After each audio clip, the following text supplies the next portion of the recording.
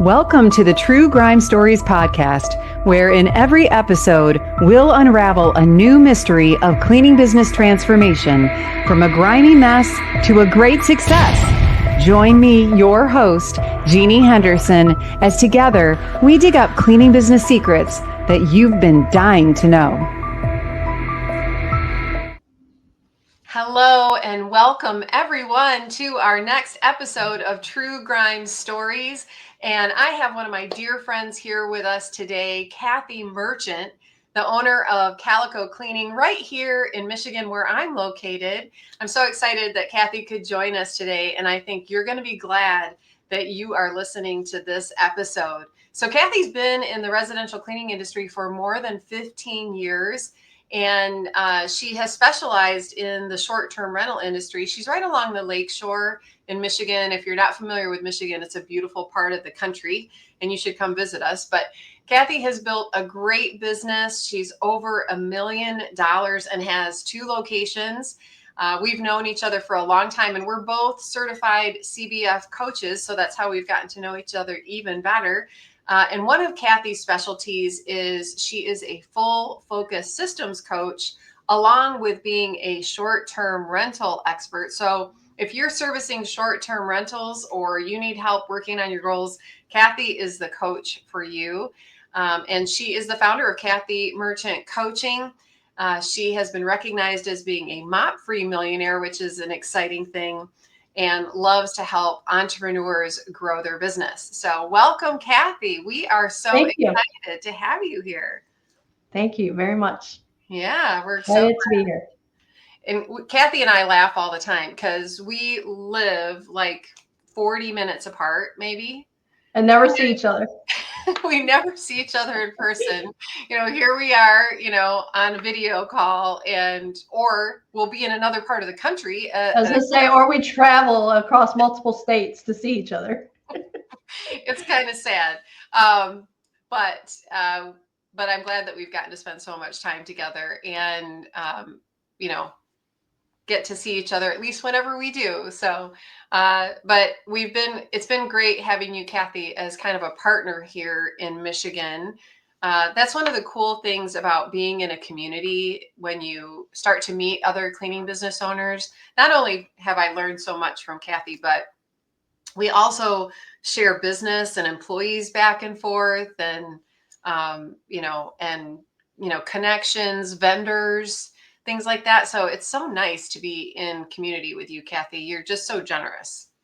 Well, thank you. I appreciate that. Yeah. So, one of the reasons that I was excited to have you here today is because I know your story, and I had been watching your business for years before I ever met you. So it was really cool when I finally did. I mean, even before I was in the cleaning business, I knew about Calico Cleaning. So, and I did not know that. Yeah. Well, Kathy's location that does a lot of business in South Haven, Michigan, which is one of our, beautiful lakeside communities. And so that's someplace I frequent. So, and she has this adorable billboard, like right as you come into town. So I've just always known about you. And, but it was great to meet you and kind of hear your story.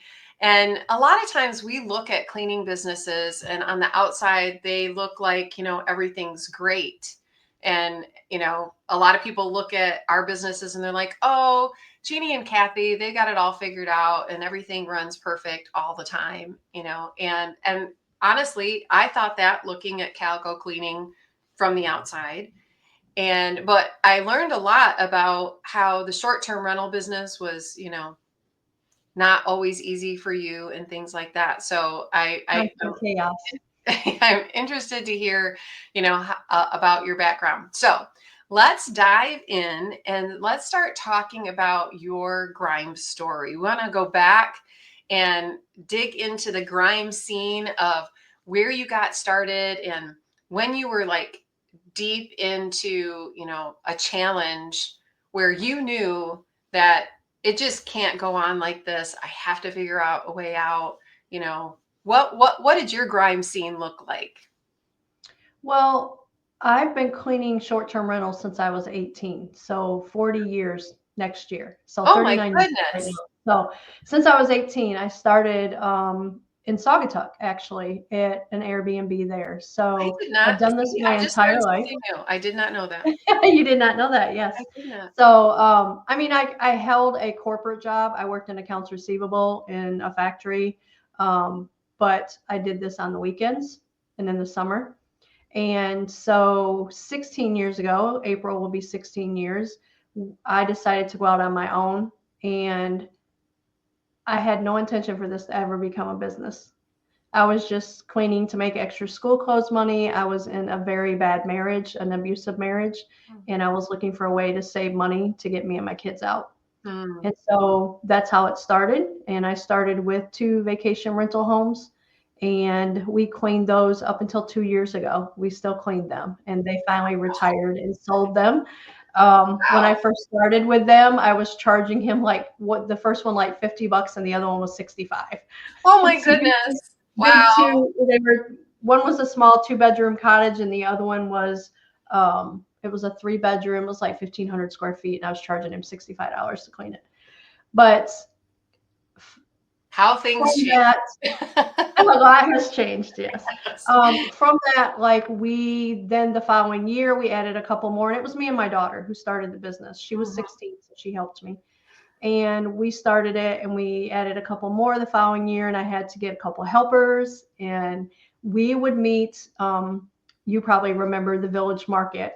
Used to Oh be a yeah. grocery chain. Sure. We Yeah. would meet at the Village Market parking lot, and we would travel 45 minutes down to Union Pier, New Buffalo, which is by the Indiana line, and we would clean all day, and then we would carpool back. And Oh so wow. that's where we started.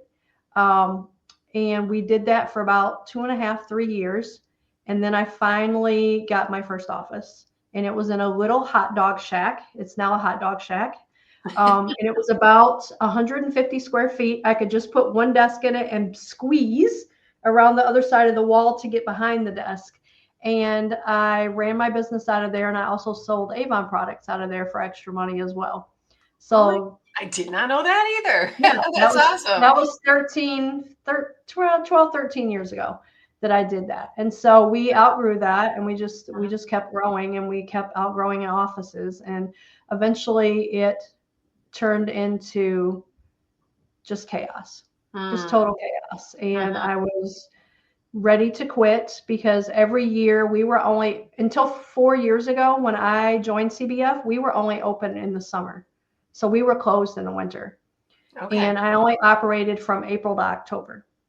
Mm-hmm. And then 4 years ago, it's going on 5 years, I'll be in CBF now, is when I wanted to learn about doing residentials. And that's when I joined CBF, and we started to grow. And that was the first year we ever stayed open year round. Oh, wow. Okay. Well, and I think your story will resonate with many people in the cleaning industry. A lot of us kind of become accidental entrepreneurs. We don't plan to build a big business, but Mm-hmm. suddenly we realize that there's a demand and there's Mm-hmm. a lot of people who want to do the work too. So it just becomes like, well, I feel like I have to build a business because there's so much demand. But so tell me, what was that chaos like? Specifically, what Well, did the chaos look like? so because we were only open April to October, every year I had to hire new people all over again. And I didn't know how to hire, and I didn't know how to train. I just took them in and showed them how I cleaned and what I did. And so I didn't have any processes, any systems in place. It was complete chaos. So how I many had, people were you hiring every season? we were hiring at my highest point, between 30 to 45 every Every year. month of April. And I would have to hire them in April and get them all trained before Memorial Day week. But I had such a turnover because you start to hire in April so you can get them trained, but then you have no work. And you end up losing them and starting all over again. Oh And my God. Did you so have some it's people who would come back every season, or was teachers it and pretty bus much drivers. all new? Yeah, our teachers and bus drivers Oh used to yeah. come back quite Mhm. often because they're off in the summer. So Mhm. it's a perfect job for them. Mhm. And South Haven is known to be a tourist area, and it's known for its hospitality industry. Right. So a lot of people are used to working only 6 months out of the year and then having to find another job. Mm-hmm. So Mm-hmm. it wasn't hard to find people. It was hard to find good talent Oh my because gosh, I back just then, can't imagine like yeah, doing back then, if you had that a every pulse, I single hired you. I told you I did not know how to hire. I did not know what I was doing. I never intended for this to be a business. I did not go to school for business. I had no idea how to do any of that. So I Mm-hmm. didn't learn any of that until I came into CBF. But you built quite a big business. We Even, did. We were at even though you say you didn't 535,000. know, you figured out quite a few things. I mean, you Yeah. had, how many properties were you serving at that point? When I met you, we had 45 properties and we Okay. were doing about 535,000. That's amazing. And that was with 1099 self-employed contractors and trying to do it that way. I had already had 2 people in my office and my office staff. Mm-hmm. I did not lead them well. I had multiple times where I got very angry, and one specific incident slammed my keys down on the desk and said, if you can do it better than me, have at it. Mm. So I was not a good leader, and I lost probably a lot of good help along the way because of who I was, not knowing what I didn't know. Well, and that's one of the things that we learn very early on, or if you don't learn it, you struggle, is that leadership is such a, key point to Mhm. all of that. Well, and you mentioned when we met. So I did have the honor of coaching with Kathy when she very first came into our education program with Cleaning Business Fundamentals, um, and kind of watch her journey from that point forward to today when now she has 2 locations. She's a coach. She's mentoring, lots of other people and helping people in the short-term rental industry. So, Kathy, when you look back on that, you know, that grime scene that you were living at that time, what was your life like? Oh, I worked 7 days a week, 365 days a year. We were only closed on Christmas Day. We even cleaned on Christmas Eve, New Year's Eve, New Year's Day, 4th of July. I mean, the So you did summer, have some rentals that stayed on during the winter time? we would get a surge just during the holiday, and that would be it. But I was the one cleaning them, or me and my daughter just individually would do them. So you would do Um, the off-season work. yeah, yeah, I was doing that myself. And Okay. I was cleaning up until, I don't think I've cleaned anything at all for the last 6 years. You're mop free. Mop free. But up Yeah. until that point, I was cleaning every weekend with them. Because at the end of the day, if you don't have someone that can step in and be that manager over the weekend, you're ultimately responsible. It's not like the residential cleaning where you can say, well, can we schedule this for Monday or Tuesday?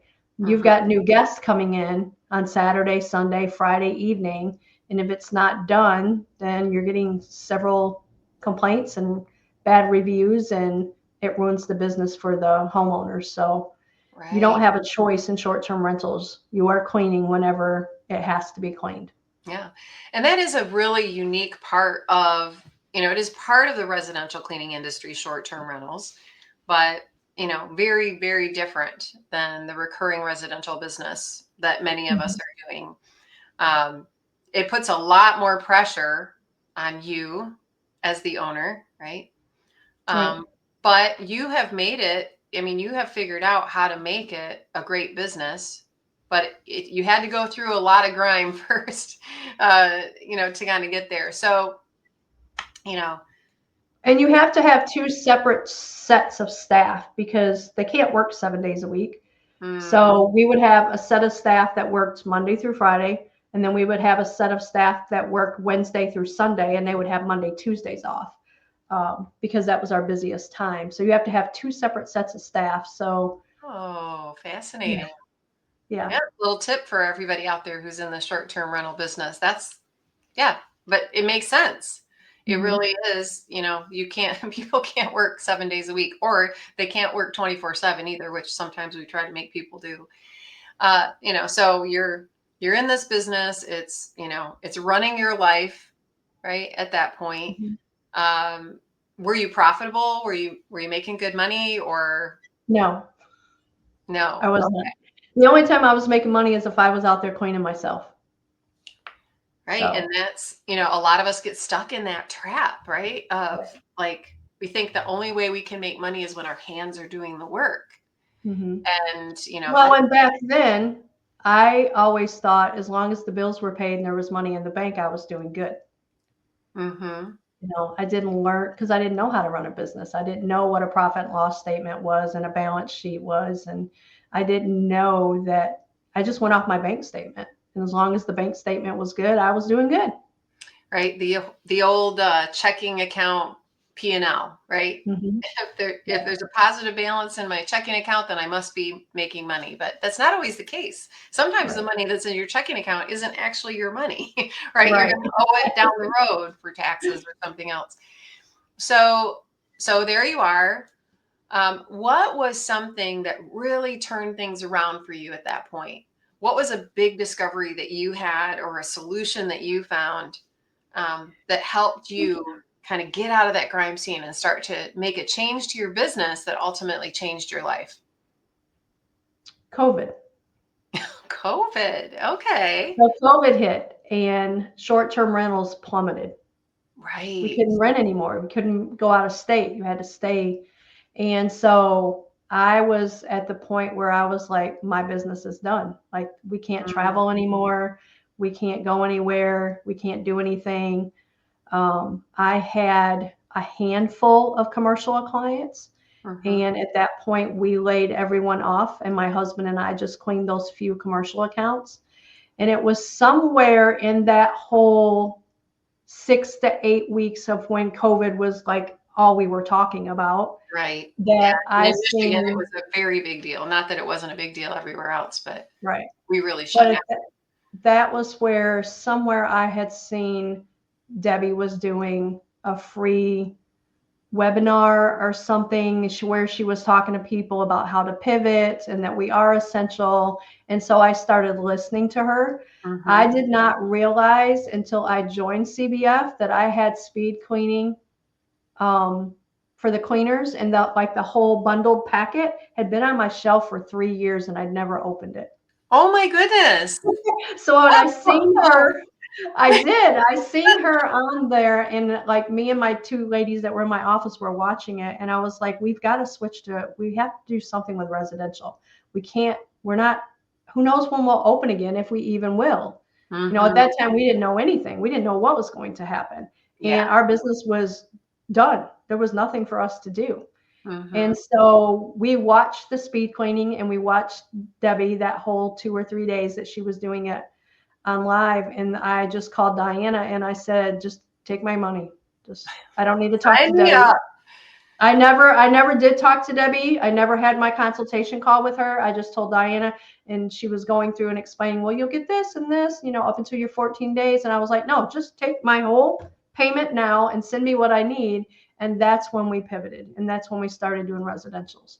And my girls hated it because they were so used to a clean house. Because short-term Oh, rentals, we clean true. them 2 or 3 times a week. So they're Mhm. always clean. So old dirt and new dirt, as we refer to it, they never experience having to deal with old dirt. I never And they saw hated old it. dirt before. Yeah, and Yes. we know what old dirt is, right? Yeah. If you're in the cleaning business, especially if you go to a client that has never had a professional cleaner, you know what old dirt looks like. Right. Um, And to go from cleaning a vacation rental that you're cleaning at least once every week, if mhm, not 2 or 3 times a week from the turnovers, they're mhm, always clean. So mhm. being able to switch that mindset of going into a residential home versus a vacation rental, it's some people just can't do it. It's too hard for them. Well, and I guess that would be like the difference between commercial cleaning and residential cleaning, right? Correct. It is two different people, really. It's Mhm. it's completely different cleaning process. The goal is different, Right. and so yeah, I get that, but I hadn't really thought about that huge difference of the old dirt and new dirt. So that's Mhm. really interesting. So you found cleaning business fundamentals.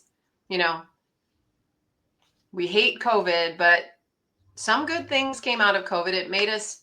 It opened our eyes to a lot of things that we didn't know about, right?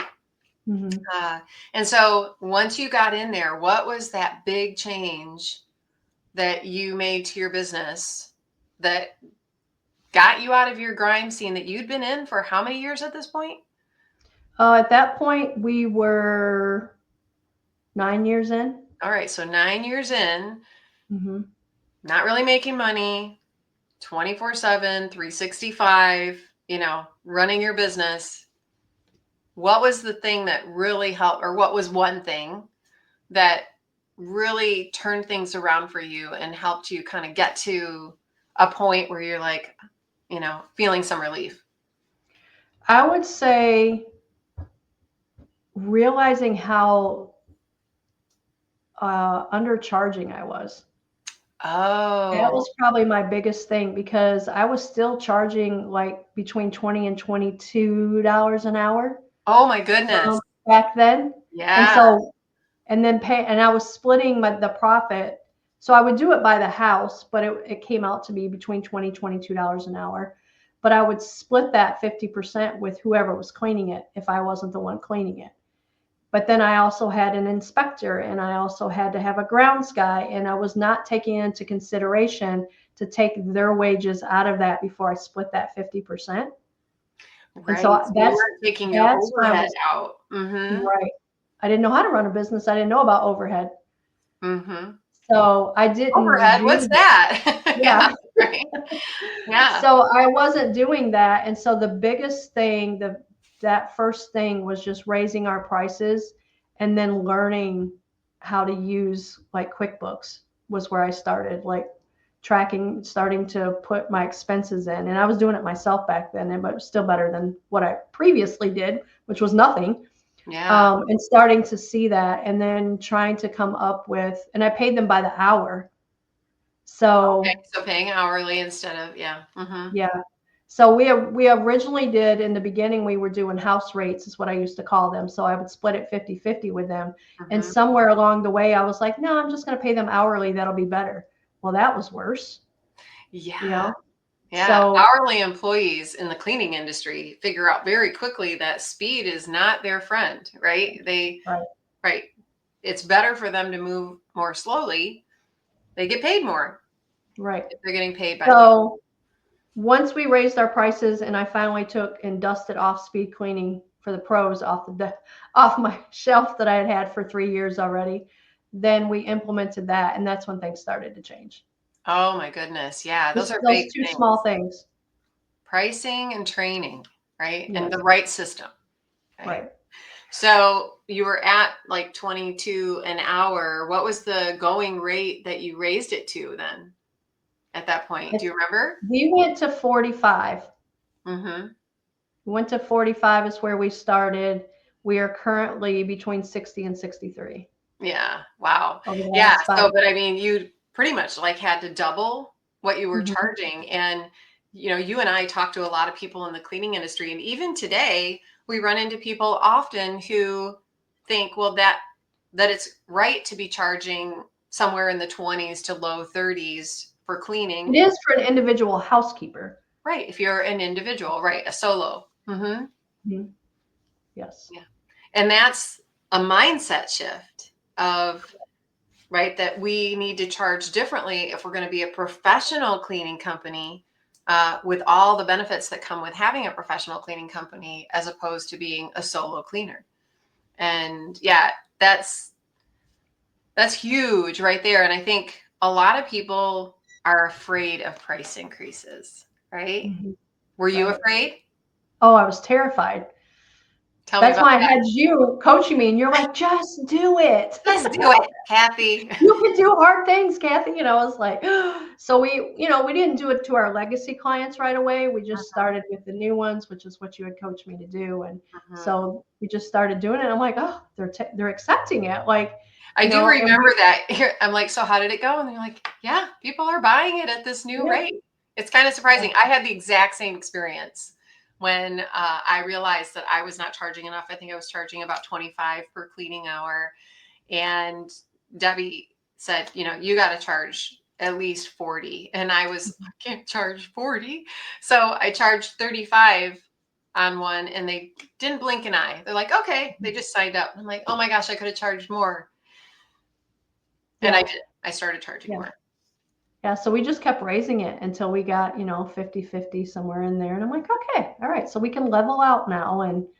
And then that year, I also raised all the rates on my vacation rentals. I don't know if you remember, but you were like, you need to double their prices and this will slow them down. And I was like, okay. And I did. And I only lost 5 and I That was replaced them with surprising higher too, ones. wasn't it? Yeah, that was very eye-opening for me.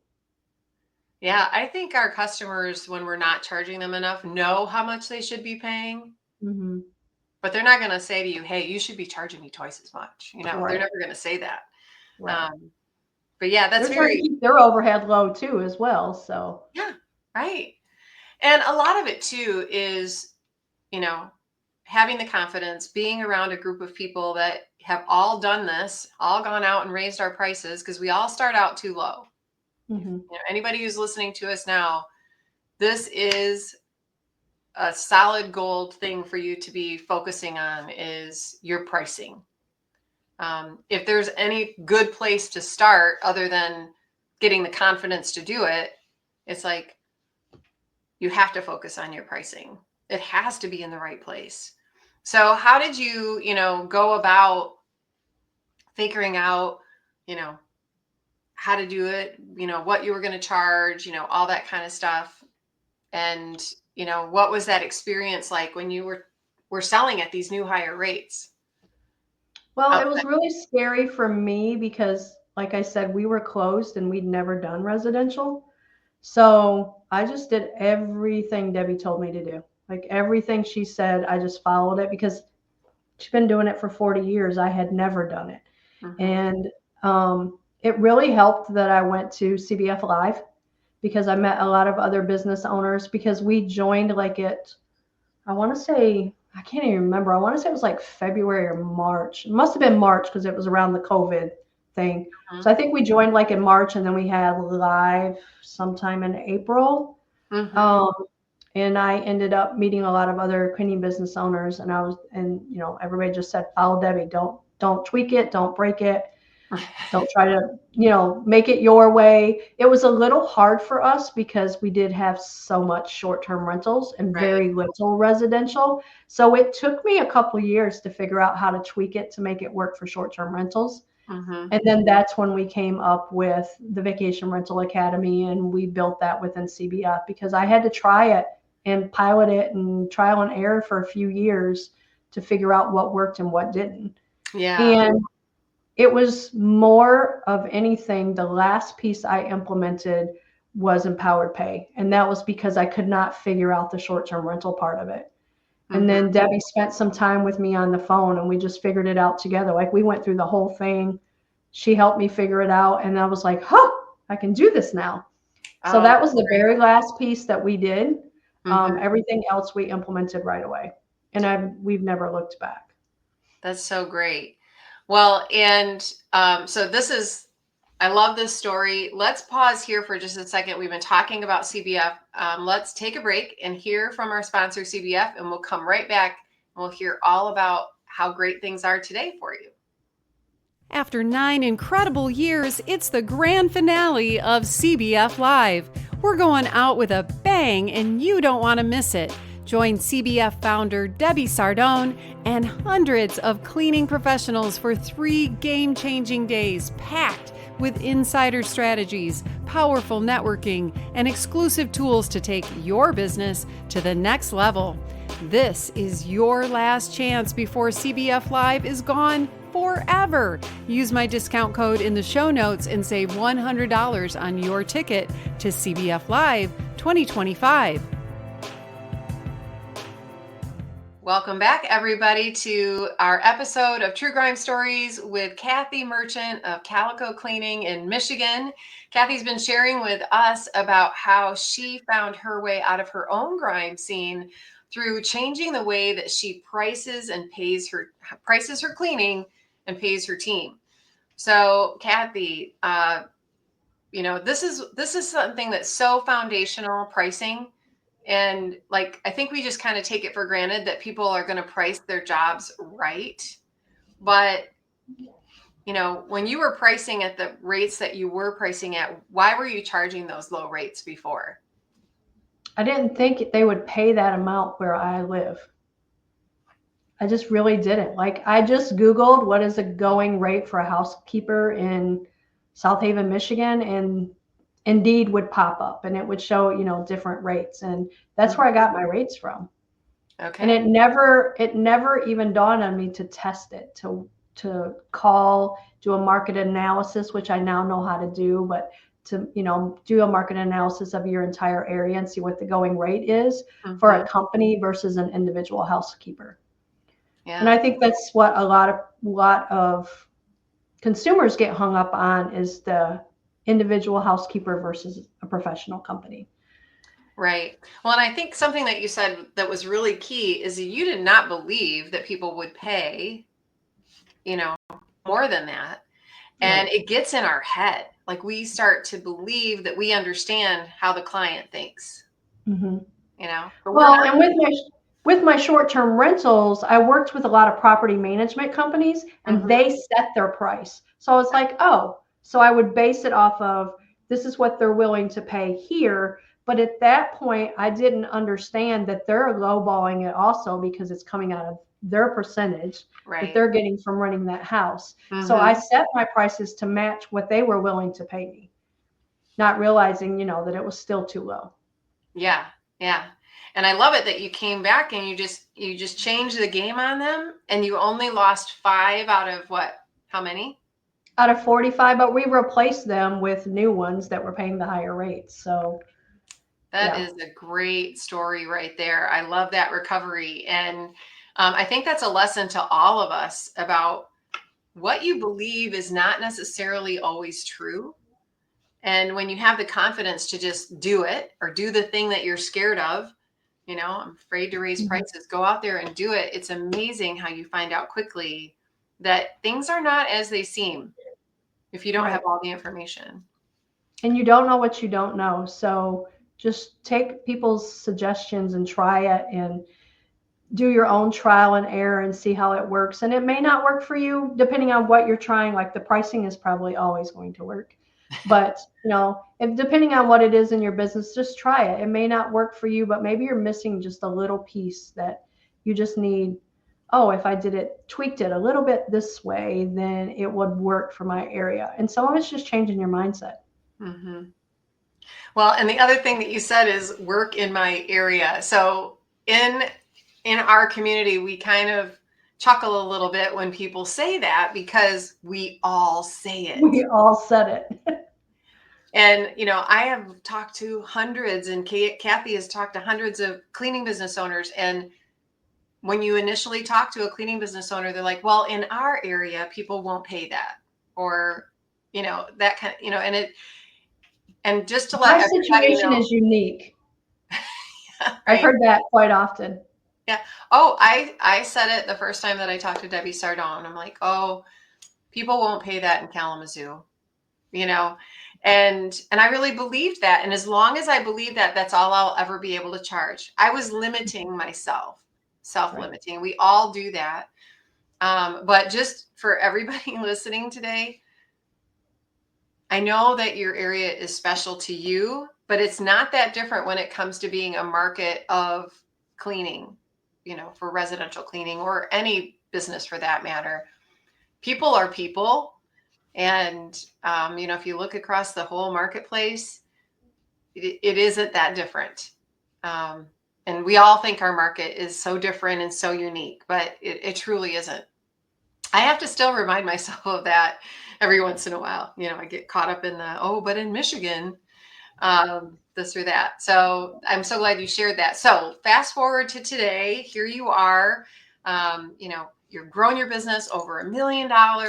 You're now a coach, you're coaching other businesses. You've developed the short-term rental academy, which is so amazing. And if you guys are in short-term rentals, make sure you connect with Kathy. We'll be sure and share a link to that in our show notes too, so people can find you. But here you are today. What is life like now on the other side of making all these changes to your business? Well, you know me, I'm a very transparent person. And it's much better today than it was, I'll say 7 years ago, 8 years ago. when I was working 7 days a week. We don't clean short-term rentals on weekends anymore. Oh my Um, goodness, that's a huge that was step right there. that was a change I made last year, and I was terrified. But we only lost 2 clients, and it was 2 clients that we didn't care about working with in the first place. And I don't That's mean a that in a win then. mean way. Yeah. It was just one was a property management company that had so many properties we couldn't service them all anyway.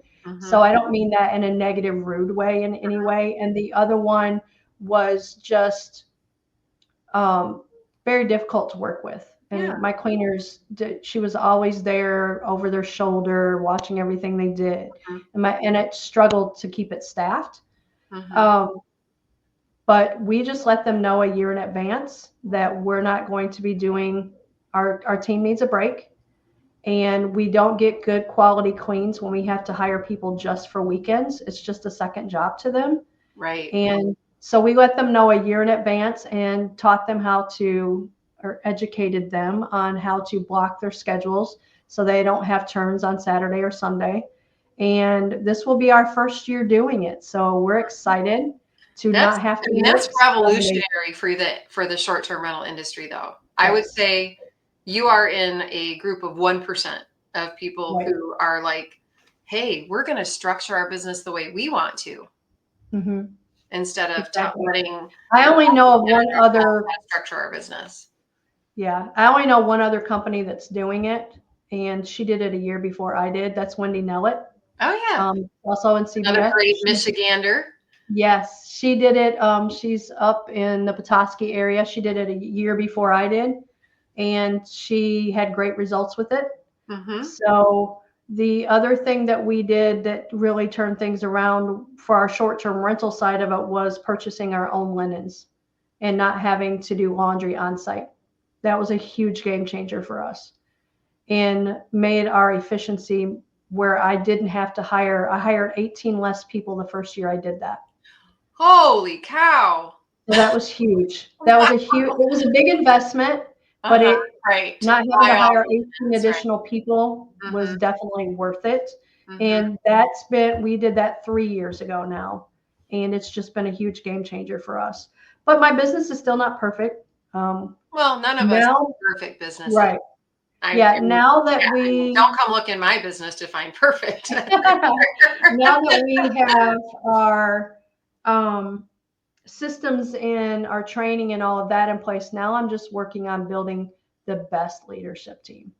And I've done a complete leadership change from where I started to where I am. The people who got you to where you were are not the people who are going to take you where you want to go. Exactly. That is a really normal that was hard for me in a business, right? That there's going to be some shift changing around because you're running a completely different business today than when you brought that team on. That probably was the hardest thing for me to learn, was that it's okay to outgrow people. Yeah. And that it doesn't make them of any less value of what they brought to our company, because Calico wouldn't be what it is today without the people who work here now and the people who've worked here in the past. You can still honor the people who helped build the company with you, but where you're headed may not be the right place. We're shifting around our leadership a lot right now, really shifting roles, really focusing on, we're doing a lot of job role clarification, and and not everybody's staying in the same role. So that's pretty normal, but that's a big win actually. But it's a hard thing to do. Yeah, it is, because one of them was with me 15 years. Yeah. And another one was with me for 11 years. And I can see that touches your heart, and that's because you're a great leader and you're a human, right? And you care about people. I very rarely run into anyone in the cleaning industry that doesn't have a heart for serving others. Right. And we tend to overgive, and, because we have such a heart for other people. And sometimes that kind of puts us in a situation where we keep people too long. Anybody done that before? Keep somebody. Yeah, right. Right. Me several times. Right. Or we don't make a change when we know we should. Like the first time you think you're supposed to let someone go or move them to another position, you're right. the first time you think Yeah. about it. Yeah. And Yeah. but no, it is hard though. It And is hard. And that's probably the hardest thing that I've went through is my leadership team and making those changes throughout my whole business.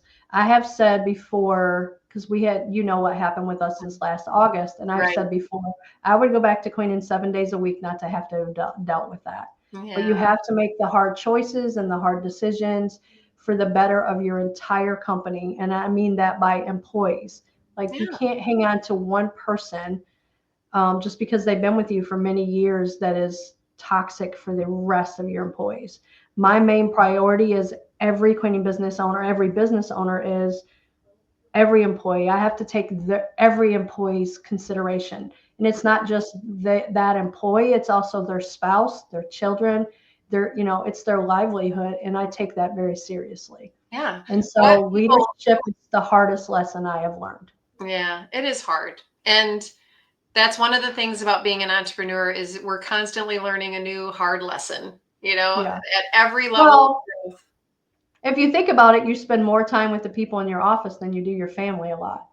So Yeah. they become like family to you. And learning how to separate personal from business is probably one of my hardest lessons I've learned. And Yeah. that we're not friends and we're not family, even though we say we're a family here. It's you're not. At the end of the day, they're your employee, and learning that lesson will probably be the hardest lesson you ever learn in business. Well, that's what I talk about that in my new program, Culture Magic, little plug. But, we have to build a team, not a family, Right. because you can cut people from your team, but you can't cut people from your family. Right. And but you can care about them very deeply and want to do things to make their lives better, because we do spend so much time at work. I feel it's our responsibility as owners to make it the best that we can for our team members, because it does impact their life outside of work. Right. If they're having a bad day at work, they're going to take that home with them, so you're doing the right thing. And so what's coming for Calico Cleaning? I know you have a second location, right? We do. We opened our second location in Holland November of last year. Mm-hmm. And another lesson I learned, you don't need a big, huge, fancy office to open a second location. Yeah, right. But that area is growing very well. What's coming for us? We would like to open 2 more locations by 2027. That's exciting. That's That is great. exciting. Yeah. And that's, once you get yourself to the point where you are running $1 million business and you have a great team, that's when you can start thinking about a second location. So this is a great lesson for people listening, is because a lot of people jump to that second location, I think probably earlier than they should. Right. I did. Do you feel like you did? Yeah, I felt like I should have waited. And the reason why I feel that way now is because I had wanted to do it for 3 years. But one of the people that was on my leadership team handled all my financials, and she kept telling me I couldn't do it. And so when she left, it was an ego thing. And I was like, ain't nobody here to tell me I can't do it. Now I'm doing it. And I should have waited. Yeah. I should have waited. But that area is growing and it's doing great. And Good. I don't regret it. I just regret that we got a big, expensive office we didn't need and spent a lot of money there that we didn't need to spend. Yeah. Yeah. Well, I get that. But and we never stop learning, right, Kathy? Right. We never stop learning. Well, and that's the great thing about working with Kathy, is that, you get all those years of experience in the short-term rental industry, in the cleaning industry. And also tell us a little bit about your goal setting and, why you love helping people with that full focus coaching. Well, I had another coach that used to be in CBF who told me about the full focus planner, because I've always been someone who struggled with staying on task. I think I'm a good multitasker, and I know there's no such thing now. But if you would have asked me 3 years ago, I would have told you I'm a great multitasker. Oh, But you're right. truly not. And No, so, nobody is, by the way. Yeah. right, nobody is. And you can't manage time. You can only learn to manage yourself. We all get the same 24 hours in a day. And so the full focus planner, I was a planner junkie. Like I would try a planner for a week or two, and I was like, it's not what I want. And I'd buy another one. And it's the first time that I found something that kept me on task and I did not get bored with within the first few weeks or month. And so I love the system so much. I became certified in their whole system, not just the planner. And a big part of that is setting goals and learning to manage time, which is managing yourself. And that's where I learned all of that from. So I became a certified full focus systems coach, as well as being a CBF coach. And so my whole entire team uses full focus planners, and I train other people within the CBF community. And here in my own community in town, I hold full focus planner sessions and train them how to use the whole system. Because it's not just about the planner, it's about the system around the planner. Right. So. Yeah. Well, that's such an important lesson, and one that I think all struggle with. Not too many of us are born coming, we don't come out of the womb knowing how to manage ourselves. Right. It takes time. It's especially good for people who have ADD or ADHD. Keeps them on task. Or if you're someone who just lives by a list of what you need to get done for the day. And if you think about it back when, not so much now, but people used to have a chore list, or, from growing up, you had a list of what you needed to get done when you got home from school, your homework, and then your chores. And I think it goes back to that. And just, we kind of grew up with knowing that we had a list of things that we had to do every day, and then taking that into your professional world. Yeah. And some people live by a list of what they have to get done, and they can't focus if they don't have it. Oh my gosh. If I lose my list, I'll spend hours looking for my list. Right. It's like, what was on my list? I don't even remember. Yeah. So no, that's great. Well, Kathy, thank you so much for sharing today. And, that's a lesson, the lesson about pricing, just having your numbers right, that if you don't have that right, nothing else will fall into place. You will always be struggling. And to have the confidence to go out there and literally double your prices is a great example to everyone listening. So thank you so much for sharing that and being a part of True Grime Stories today. And we look forward to watching you grow. Well, thank you. Thanks. And thank you, everyone, for watching or listening to this episode of True Grime Stories. And if you want to know more about cleaning business fundamentals, there is no better way than joining us at an upcoming event called CBF Live. It's in April 2025, April 10th through the 12th. And I hope that you will join us there. It's going to be the best CBF Live ever. And after 9 years, it's also going to be the last CBF Live, because we're going to be restructuring our live events going forward. But we hope that you will join Kathy and me there. And so we'll put a link in the show notes so you can check out CBF Live. And if you want to just know more about CBF, I'd be happy to talk with you. And there's a link that you can set up a free call with me in the show notes as well. So we hope to see you on the next episode of True Grime Stories. Be sure to share, download, and subscribe, and we'll see you soon. That's a wrap on today's True Grime Stories. Thanks for joining us in uncovering the secrets of cleaning business success.